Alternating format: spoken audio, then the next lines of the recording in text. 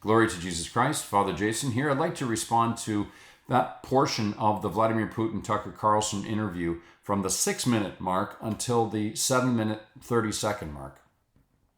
This is really important for us because it is the background that leads to the present confrontation that has involved the whole world. We Westerners are at a distinct disadvantage, and it's because we've marginalized religion. And with religion being marginalized, our knowledge of religion and the role that it plays in the formation of man is minimal. You're always going to be at a disadvantage if you have less knowledge than your opponent. The maxim, knowledge is power, is on bright display in this case. Mr. Putin understands the role that religion has played in the formation of the peoples of Eastern Europe and of Ukraine and Russia. And that's his advantage.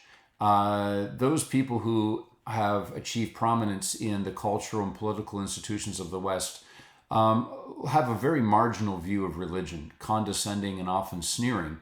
And they dismiss out of hand the role that religion has played and continues to play and will play in the formation of man and his heart and his mind and of his institutions. It cannot be avoided. So at the 6-minute mark, he starts speaking about Polish Lithuania, the Lithuanian Commonwealth, which was also known as the Lithuanian Ruthenian or Lithuanian Rusin Commonwealth. This is a little confusing for people, so I just want to explain that and what the word Russian means and what it has come to mean today. And then I want to get to the point that he refers to at around the 6:30 or 6:50 mark of the video when he speaks about another religious union, and that's the Union of Brest, where he is... he doesn't use the word Brest, but he probably skipped his mind, but that's what he's referring to, the union that happened between Orthodox and Catholics in the year 1596. So let's look at this word Russian. Before we do that, though, I want to use the word Anglo. Here in our present context, we use the word Anglophone, Anglosphere, to refer to basically the English-speaking world. If someone is an Anglophone, they speak English. If they say the Anglosphere, they mean those countries that speak English. But originally, if we look at the etymology of it, Anglo refers simply to that Latin term Anglia, meaning the land of the English. Subsequently, after that, anything connected to England by way of language and land invariably adopted that term, Anglo. So now even the Russians will speak about the Anglo-Saxon alliance, as if it refers to those Saxons who lived in present-day Belgium and the territory of present-day Belgium and the tribes from ancient Anglia. I don't know what they exactly mean by that, but they use the term the Anglo-Saxon alliance. But you and I today, when we hear the word Anglo, we don't think of the ancient Latin term. We just refer generally to things English. And it can be the actual land of England, from which we now get where the word England comes from, Anglia, or we generally just think of the language. The same goes for the word Russian. The ancient word Rus simply referred to those people who lived around what is today Kiev, Ukraine, and the language that they spoke. And that's a very ancient language, and that's a whole other discussion. But that's really what the term Rus referred to, R-U-S. And in terms of the people, it referred to the people who lived pervasively in that land. And those borders were not clearly defined, like, for example, with, the border between, England and Ireland, England and Scotland today, or the the border between Wales and England today, or the border between Northern Ireland and Ireland today. It was a little less defined.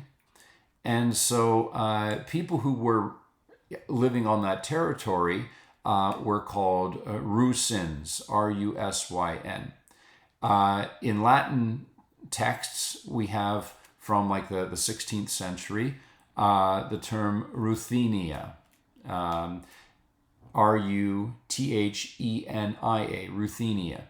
So thus you have the Lithuanian Ruthenian duchy. To this day, Eastern Catholics who are from the Carpathian region often will refer to themselves as Ruthenians. Rome, in its documents, up until fairly recently, referred to the Eastern Catholics from this area of the world as Ruthenians. And you see this in the Union of Brest document from 1596. Russia, those people, those Rusins from this large family of peoples that moved north of Kiev, they adopted this name as well. And instead of it being Ruthenia or Rusin, eventually it just became Russia. Okay, and in English we call Russia Russia. But it's just a term that has wide usage, like Anglo has wide usage. So it doesn't mean that, you know, the people who are in the Carpathian Mountains who are Ruthenian would subscribe to the power, the political power of Moscow, which heads up the present nation of Russia. So it's a little confusing, and it's to be understood broadly. I think Mr. Putin in the interview, speaking to a Western audience, would, and he does speak about this as though Russia extends all the way over into these lands that were Polonized. So he is correct when he speaks about the agenda that the Polish kingdom had to Polonize, or to make Polish, the natives who lived on the territory of what is today Ukraine. He is incorrect, however, when he speaks about this religious union that took place towards the end of the 16th century, the Union of Brest, as some kind of a tool of Polonization. And he's very wrong about that. And a Western audience who is ignorant of that fact, I mean, we can't know everything, right? A Western audience would kind of be taken in by his speech on that point.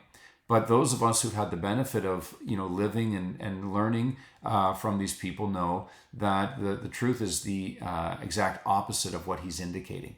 The truth is that this voluntary union of the Orthodox bishops who came to union with Rome in the year 1596 saw this as a way to guarantee their identity, their religious practice within the Polish-Lithuanian principality. This was their way to guarantee status politically and socially in this Polish-Lithuanian kingdom. It was a way for them to ensure that their descendants and the adherents of the Constantinopolitan tradition would be able to endure and continue. So this was not done under compulsion of the Poles. It was not done under compulsion of anyone. This was simply part of a trend that was coming out of the Jesuit attempt to bring back to the fold those who had fallen away from Rome, part of the Counter-Reformation. And that obviously involved Protestants, but it also involved Orthodox. It was connected to the attempts at union from the previous century in the 1400s, when Rome and Greece were trying to what is today called, well, the Greek tradition, the Greek bishops were trying to come to some kind of union in the face of the Turks. This union in 1596 was really the fruit of those discussions in the 1400s, led by the Orthodox Metropolitan of Kiev, Isidore, who eventually became both the Patriarch of Constantinople and was also a cardinal in the Roman Church. Interesting part of history. So Isidore and the representatives from Kiev, they were the triangulators, if you will. They were those who were not Greek and they were not Roman, but they were Orthodox, and they were those who triangulated this division in the body of Christ. They were sympathetic to Greek theology, Greek liturgy, and they were sympathetic to Rome's long-standing role as a builder of union among the churches. Ukraine has a long history of this, going back to Pope Clement, who died on the territory of Crimea. So when 1596 came along, this was like a continuation of a tradition that the Rusin Orthodox had played as middlemen between Greece and Rome. This union, which today exists with over 5 million people around the world in the Ukrainian Greek Catholic Church, this union was the means that guaranteed the identity of these Rusin, Russian, Ruthenian people, however you want to call them now. And it was not a vehicle of Polonization. It was a fortress or a citadel or an armory, if you will, culturally speaking and religiously speaking, for these people to maintain their identity liturgically and culturally, and as we see into the 20th century, linguistically. And after the invasion by Moscow in 1945-44 into Western Ukraine, it became kind of like a surrogate mother for these people. This is what Mr. Putin gets wrong in the interview. The implication that this religious union, as he calls it, subsequently became part of the general pervasive attempt to Polonize the Ukrainians. We have to understand the role that religion plays in this. Mr. Putin and the Russians are active in using religion to advance an imperial ideology. We are ignorant of this part of church history, and our ignorance handicaps our understanding of the present crisis, this present war. At the end of the interview, Mr. Putin speaks about, and Tucker Carlson has done this as well in the past year, erroneously lying through their teeth about the persecution of Orthodox Christians in Ukraine. This is a propaganda, actually it's more of a misinformation agenda on the part of the Kremlin and on the part of Tucker Carlson. I've been to Ukraine a couple times, and 3 times in the past since the war began. I've spoken with Orthodox Christians there, and on both sides of the fence, and this is an absolute outrageous lie. Orthodox Christians are not persecuted in Ukraine any more than the Episcopalian Church was persecuted here in the United States during the American Revolution. Those Anglican clerics who cooperated with the English and were informants and traitors obviously suffered the consequences of that, as happens in war. And so too, we see this in Ukraine, is that Russian Orthodox clerics have provided information to Russia, and they have been persecuted and prosecuted for their information, leading to the deaths of thousands of innocent civilians with the knowledge of where to have these missiles guided, and they usually end up in someone's kitchen.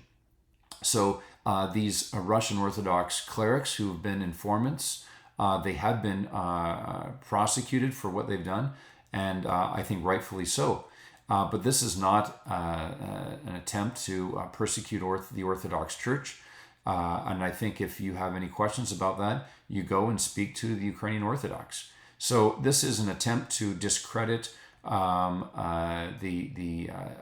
right attempt of the Ukrainian people to defend themselves. I would encourage you to go online and read about the Union of Brest. Our attempt in the West to marginalize religion, all it has is the effect of marginalizing her people. We cannot be a marginal people. And this begins by going back to the core center of our civilization, which is Christianity, and to become familiar and conversant with Christian history and the role that it has played in our civilization. And the attempt by Mr. Putin and Mr. Carlson to distort and misinform people on the subtleties of these core religious events in our history is an attempt to confuse and distract people from the real agenda at war, which is not the building up of the city of God, but it is building up of an imperial city of man at the expense of truth and human life.